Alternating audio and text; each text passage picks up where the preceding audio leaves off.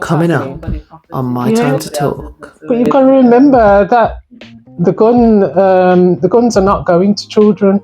They're not going to mothers who are trying to deliver a baby. That it's not going to them.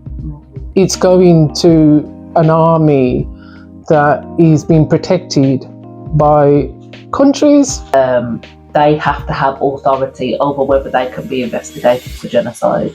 But how can you allow... It's like letting the police themselves. Yeah, which they do, don't they? Like, how can you allow that clause to be put in place? Like, who is going to want their own country to be investigated for genocide if you're committing genocide? That literally doesn't make sense. It's not going to happen, is it?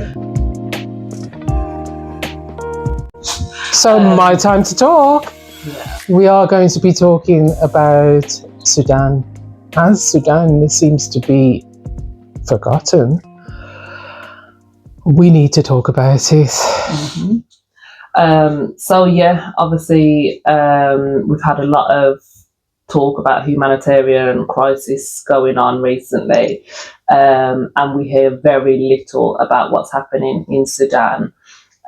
Since 2023, there's been ongoing fighting between the RSF and the military. It's got to the point where, people have been having to flee from one refugee camp to another. We've got some, the background of it basically is basically a form of ethnic cleansing that's going on.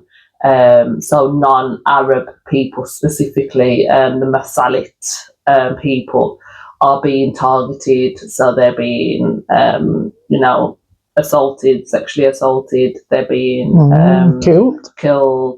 And there's indiscriminate bombing just been happening. Yeah, as they were saying, like there's 25 million people that are in starvation right now in Sudan. And as I says, there is nobody actually saying, like the UN, because like as soon as they've told them, oh, you're not going to be allowed to send food parcels to these people, they've just accepted it and says, okay, then we can't get into the country, so we won't do anything for them. We've got the problem with the UAE. So it's the UAE, United Arab Emirates. They are sponsoring the MSF. So they're using like things like building hospitals. So there was a hospital built under the guise of the Red Crescent, and they'll use these things to kind of ship in weapons and weaponry in order to attack civilians, and not just civilians, because it's been journalists, it's been educators, humanitarian aid also. So nobody is safe. Like just the other day, I saw a video of just children, like literal children, and within seconds everybody was dead. Do you understand? Like these people, and what's so sad is, you would, like, if these people weren't in military uniform or combat gear, you wouldn't know them as a layperson. You wouldn't know them from the same people that they're killing. So the oppressed are now becoming the oppressors. Do you understand? Like, so it's so sad to see that these people are willing to be used by, basically they're being used as a proxy for the UAE to kill off these Sudanese people. Do you know what I mean? They're using their own people again, like what we was talking about the other day. They'll use your own to kill your own, and that's exactly what's happening with Sudan at the moment. They sent a load of mercenaries in to come and help take over Al Fasher. Then they've gone to the Zamzam camp recently. So I think it was 400,000 people had to flee from Zamzam refugee camp into North Darfur. This was just, I think, last week.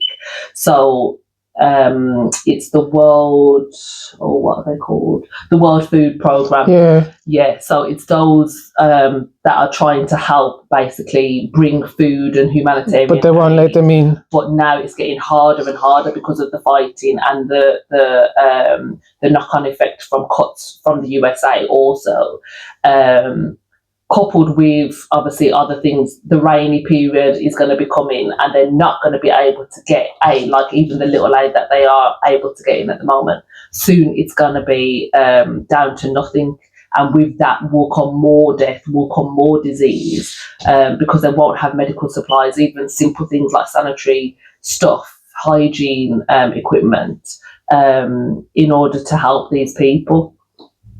Yeah, and the strange thing about all this is that Sudan has actually been in this situation before, and it's as if the people that could help is like utilizing the fact that it's happened before, and they're saying things like, oh, you know, like it's always happening in Sudan because of the fighting and that.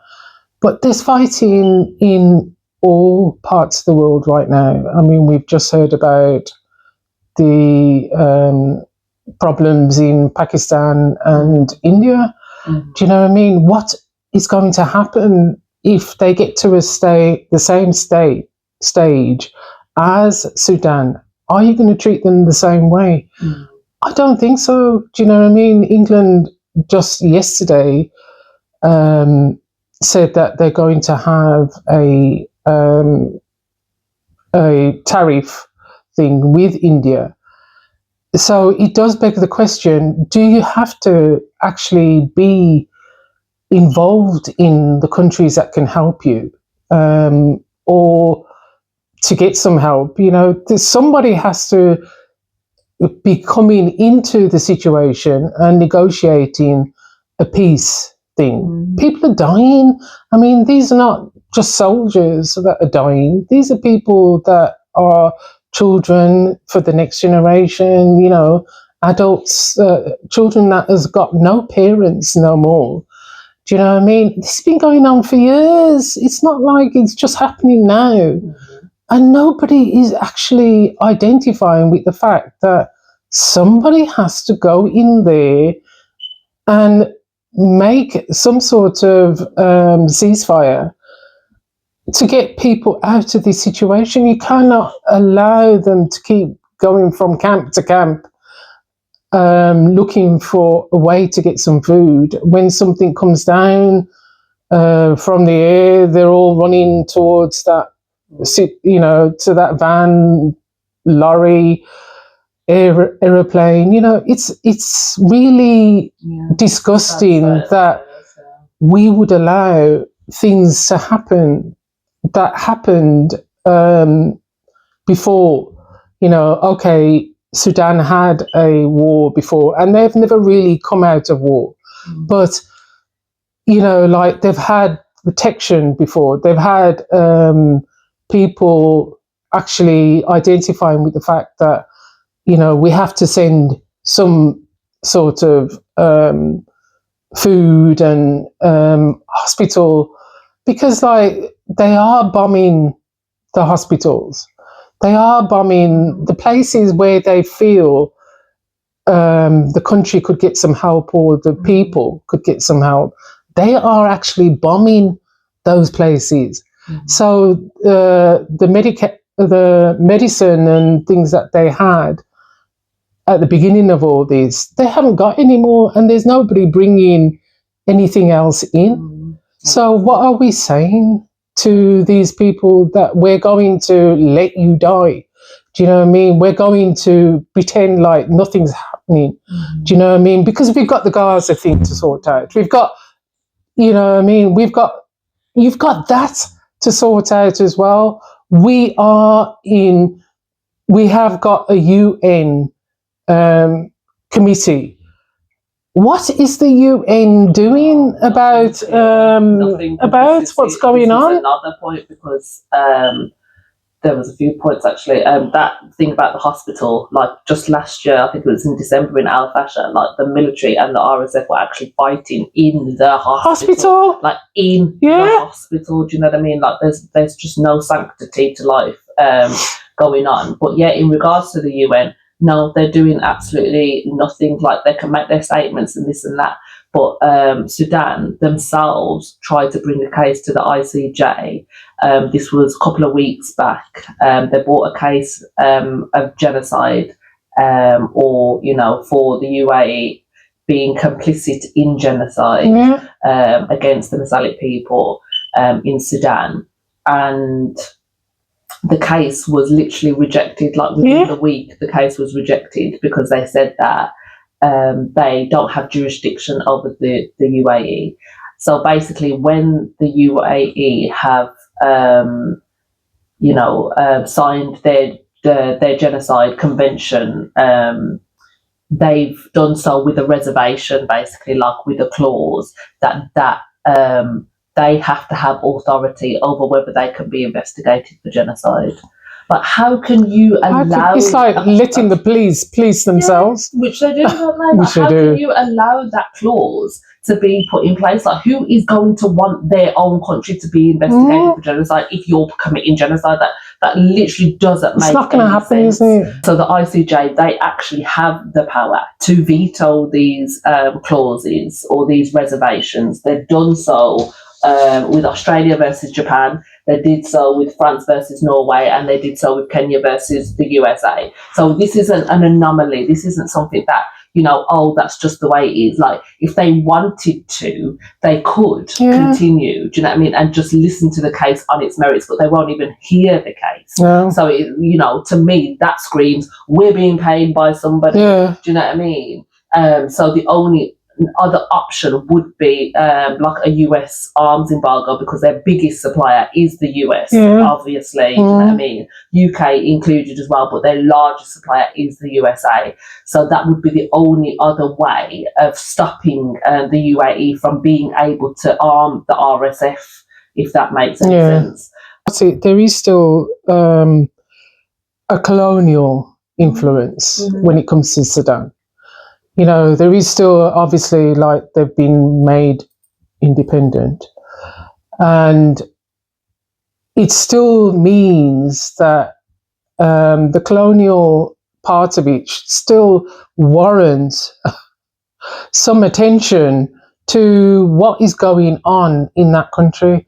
Is it because you're not getting any gold, or you're not getting as much, or the ore has run out or something, you know what I mean? Because there is still gold in what's it. And that is where the UAE gets their that's what I'm saying. Gold is from Sudan. It's from Sudan. So, like, and you got to remember that when it comes to these wars and everything like that, why they should actually be taking notice of it is because they are still taking gold out of the majority of these countries.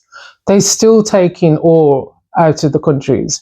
They've got no embargoes on anything else. They're still doing what they want to do, even though there's a war going on.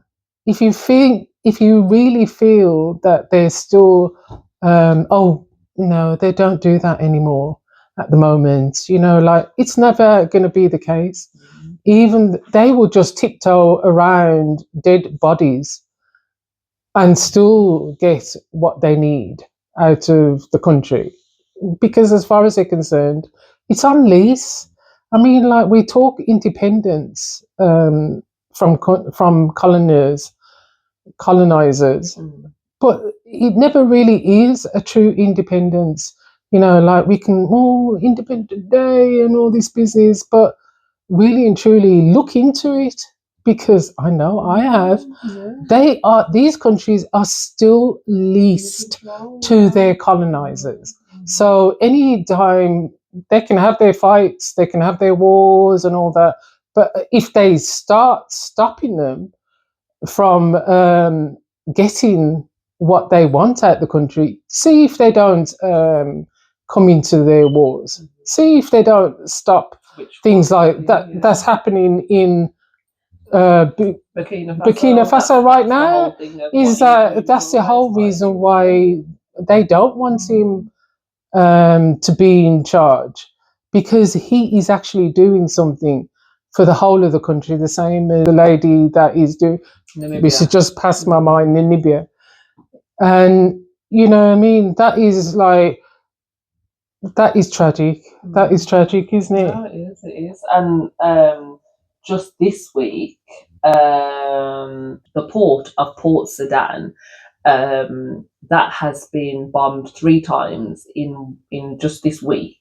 So that's kind of become their de facto capital since Khartoum fell. That's where humanitarian aid's been coming through. That's where the government officials are. So you know, it's a strategic move, basically. That's where the international airport, that's the last international airport in Sudan, is Port Sudan.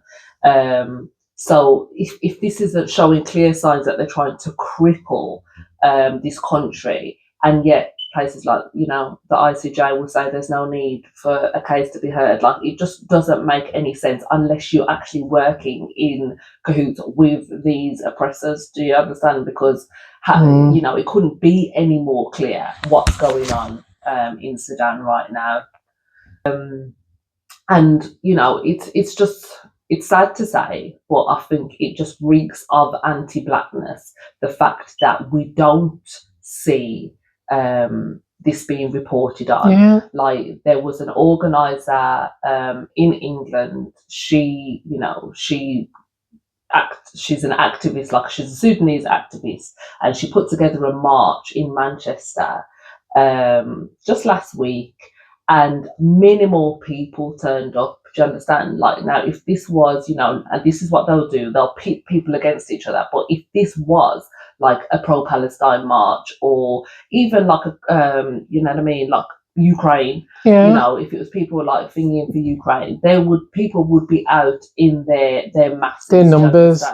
But because it's black people, like, the empathy is just lacking. Do you know what I mean? So this is why, you know, we just wanted to do this to kind of highlight the plight of Sudan, because they are worthy of being spoken about, and you know, their plight is deserving to be highlighted. So yeah, not everybody can go out and march, but everybody can pay attention and see what's going on and speak up and advocate, like, whatever, you know, you can do within your you know, your countries, then we should do, basically. Because they're deserving of that right to be heard. They're deserving of food. They're deserving of a safe place to live. They're deserving of, you know, being able to grow up and, you know, to grow old gracefully. You've got old people living in tents, having to send young people to run and go and get aid, because you know, they can't go and get food themselves. And so what little food they're too weak. Yeah, they're having literally, and that's it. They're too weak, but the children are just as weak. Do you understand? Like, nobody is getting sustenance that they need. So yeah, it just seems like the blind leading the blind. We can't call ourselves humanitarians if we're not being human. You know, we're not being emotional about the fact that people are dying. Yes, we know they're in war. Yes, we know that they've got, we've got problems with each fraction. But you cannot allow people to just die, you know, like lay down and die without even so much as a saying that we'll go over there and help them. We're not in that day. We're not in that century where people don't care.